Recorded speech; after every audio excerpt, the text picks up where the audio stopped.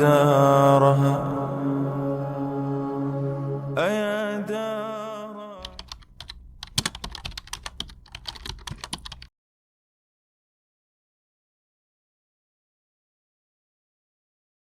باب استر مورد ازيكي یک انسان عضو تناسلی خود نگیره بیامینه به دستراست خود اذا بالا هنگامی که بول میکنه. عین حدیث ذکر میکنه امام بخاری رحمت الله علیه از یک حدیث چندین مسائل استنباط میکنه. از خاطر علما میگه فقه البخاری فی تراجمه، فقاهت امام بخاری در تراجمش است. این میره تراجم میگه باب لا يمسك ذكره بیامینه اذا بالا. امام بخاری در تراجم خود اونمی استنباطاتی که از حدیث میکنه در تراجم ابواب ذکر میکنه.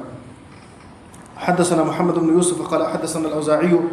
عن يحيى بن أبي كثير عن عبد الله بن أبي قتادة عن أبيه رضي الله عنه عن النبي صلى الله عليه وسلم قال إذا بال أحدكم فلا يأخذن ذكره بيمينه. أبو قتادة رضي الله عنه از النبي صلى الله عليه وسلم روايت کرده گفته إذا بال أحدكم هنگامی که یکی از شما بول میکنه فلا يأخذ ذكره بيمينه، عضو تناسلی خود به دست راست خود نگیره، ولا يستنجي بيمينه و استنجا به دست راست خود نکنه، ولا يتنفس في الإناء و انسان در وقتی که چیز را مینوشه در داخل ظرف یا میخوره در داخل ظرف انسان نفس خود نکشه. مناسبت حدیث به امرای باب جمله اول است که یکی از آداب این است که در وقت بول کردن انسان دست راست عضو تناسلی خود به دست راست خود نگیره. و در حدیث قبلی مطلق بود که فلا یمس ذکره بیمینه، مطلق بود. در اینجا اذا بال احدکم وقتی که انسان بول میکنه این ازی معلوم میشه که نمی منع تنها در وقت بول کردن است، بدون ازی کدام مشکل نیست. باب الاستنجاء بالحجاره، باب است در بیان استنجا کردن به سنگ. پیشتر استنجا به آب ذکر کرد، اینجا عمل کرد رسول الله را ذکر میکنه که رسول الله تنها به سنگ اکتفا کرده. و پیشتر گفتم که لفظ استنجا عام است، اطلاقش به استنجا به آب میشه و اطلاقش به استنجا به سنگ هم میشه. و لفظ استجمار خاص است، استجمار استعمال سنگ گفته میشه که بعد از قضای حاجت انسان سنگ استفاده کنه. حدثنا احمد بن محمد المكي قال حدثنا عمرو بن يحيى بن سعيد بن عمرو المكي عن جده عن ابي هريره رضي الله عنه قال اتبعت النبي صلى الله عليه وسلم، ما پشت النبي صلى الله عليه وسلم رفتم وخرج لحاجته، والنبي صلى الله عليه وسلم بخاطر حاجت برمد، فكان لا يلتفت، بس النبي صلى الله عليه وسلم يكترف دیگه طرف سعی نمیکرد. فدنوت منه، پس ما نزدیک شدم به نبی صلی الله علیه وسلم. فقال گفت بما امر کرد ابغني احجارا، بما تلاش کو سنگهارا، استنفض بها بخاطر که ما بو استنجا بکنم، او نحوه یا بمثل هذه کدام لفظ دیگر گفت که معنی را افاده میکنه. ولا تأتني بعظم ولا روث، ونيري بما بعظم استخوان را ولا روث ونا سرگين را. فأتيته بأحجار، پس ما آوردم النبي صلى الله عليه وسلم سنگهارا بطرف الثياب، یک طرف لباس ما چادر ما. فوضعته پس فوضعتها ارماندم الى جنبه و پالوی نبی صلی الله علیه وسلم. و اعرضت عنهم، و روی خود ازو گردانیدم بخاطر که او قضای حاجت میکرد ما طرفش سی نکردم. فلما قضى هنگامی که قضای حاجت خود پورا کرد اتبعه بهن، و نمی سنگهارا بخاطر استنجا کردن استفاده کرد. پس از این حدیث معلوم میشه که آدم میتونه که با سنگ استنجا بکنه، با سنگ استنجا کردن دیگه کدام مشکل نیست. و تنها با سنگ اکتفا کرده میشه، و به شرطی که سنگها حد اقل 3 سنگ باشه. پیشتر ما گفتم که در حدیث سلمان آمده، مسلم روایت کرده که نهانا رسول الله صلی الله علیه و سلم ان نستنجی باقل من 3 احجار.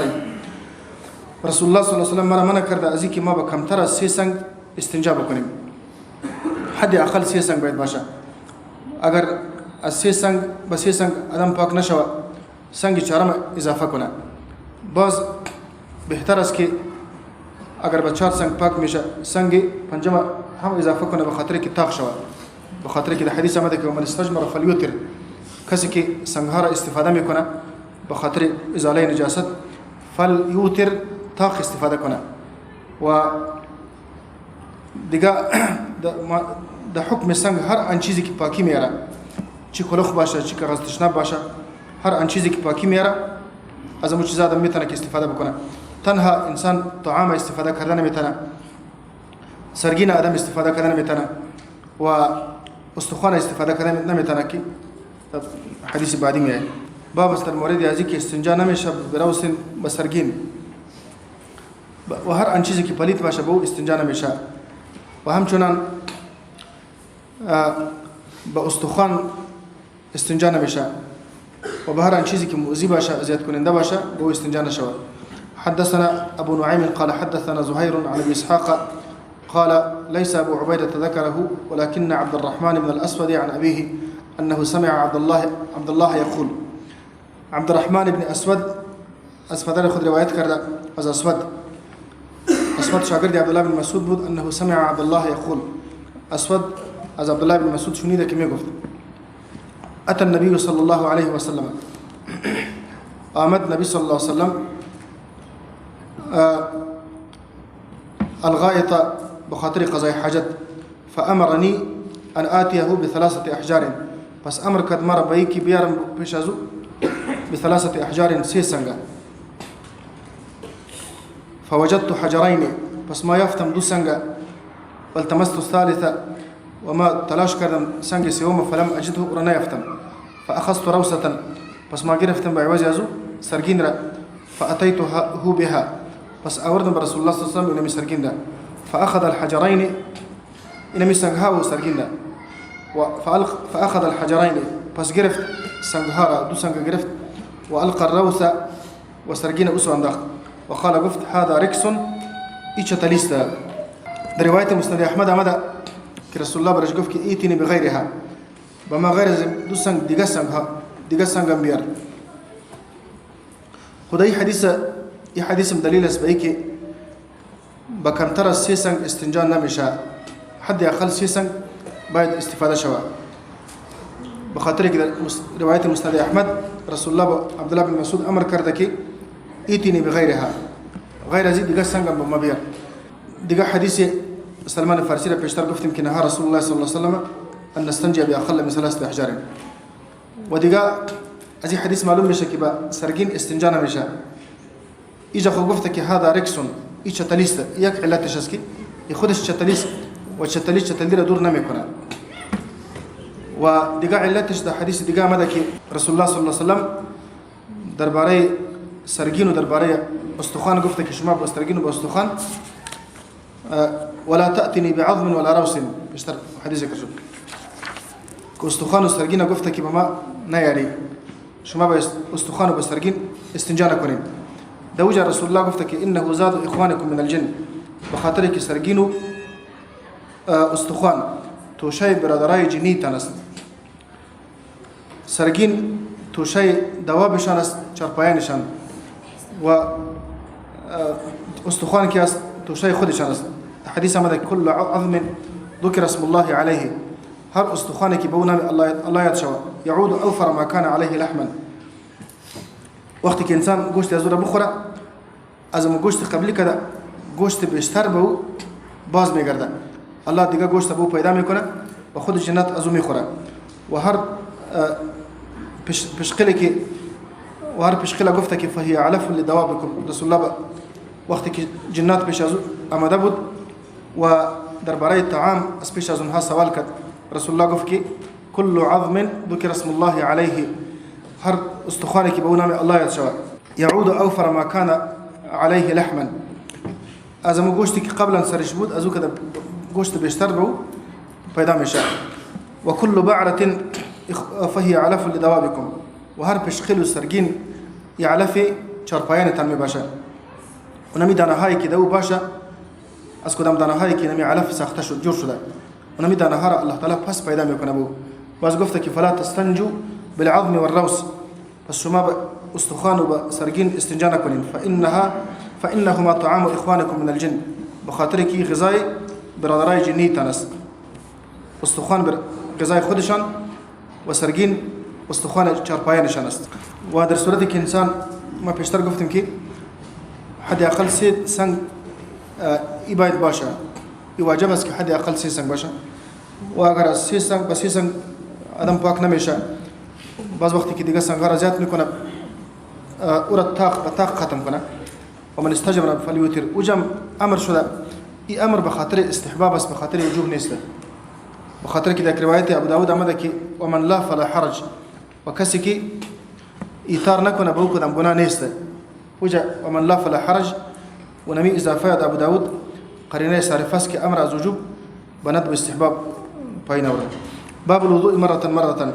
باب است در بیان وضو گرفتن یک مرتبه الامام بخاری رحمت الله علیه ذکر میکنه که از رسول الله صلی الله علیه و سلم با چند قسم وضو نقل شده به خاطر هر کدامشان مستقل باب میمونه رسول الله صلی الله علیه و سلم یک مرتبه اعضای خود شسته دو مرتبه هم شسته سه مرتبه هم شسته و مخالف هم شسته به این معنی که بعضی را زیاد و بعضی را کم شسته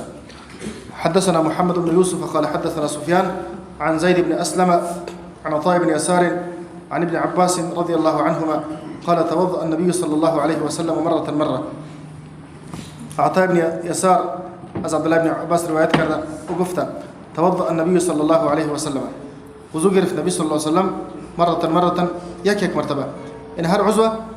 را یک مرتبه شسته این از این معلوم بشه که حد اقل یک مرتبه اعضا باید شسته و فرض است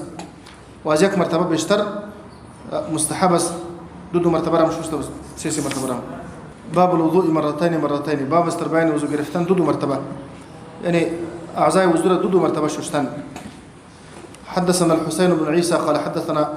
يونس بن محمد قال حدثنا فليح بن سليمان عن عبد الله بن ابي بكر بن عمرو بن حزم عن عباد بن تميم عن عبد الله بن زيد رضي الله عنه أن النبي صلى الله عليه وسلم توضأ مرتين عبد الله بن زيد غير زمو عبد الله بن زيد اسكي حديث أذان رواية كرده كخواب دي داود عبد الله بن زيد رواية ميكونا أن النبي صلى الله عليه وسلم توضأ مرتين النبي صلى الله عليه وسلم دو مرتبة وزو گرفتا يعني دو مرتبة أعزاي وزورة ششتا يك مرتبة ششتان فرزس وإذا فازوا مستحبس باب الوضوء ثلاثا باب استربعين وزو گرفتن سيسي مرتبة يعني أعزاي وزورة سيسي مرتبة ششتان حدثنا عبد العزيز بن عبد الله الأويسي قال حدثني إبراهيم بن سعد عن ابن شهاب أن عطاء بن يزيد أخبره أن حمران مولى عثمان أخبره أنه رأى عثمان بن عفان دعا بإناء حمران غلام يزاد شداي عثمان رواية ميكونا أنه رأى عثمان بن عفان كوديد عثمان بن عفان رضي الله عنه دعا بإناء كتلبيس يكزر في آبرا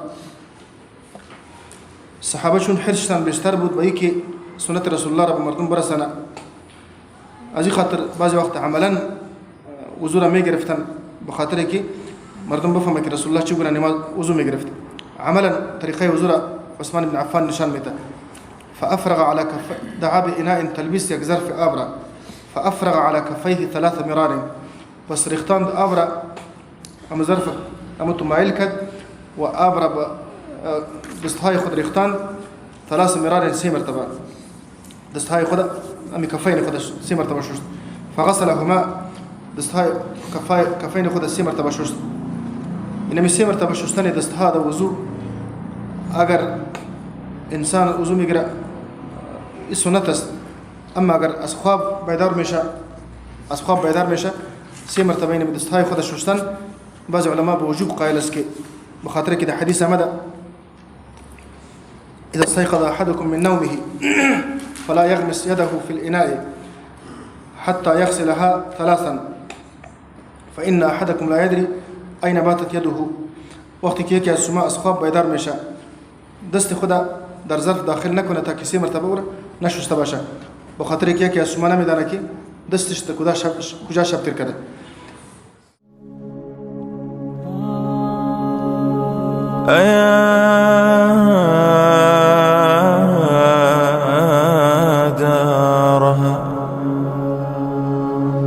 أيا دارها حييت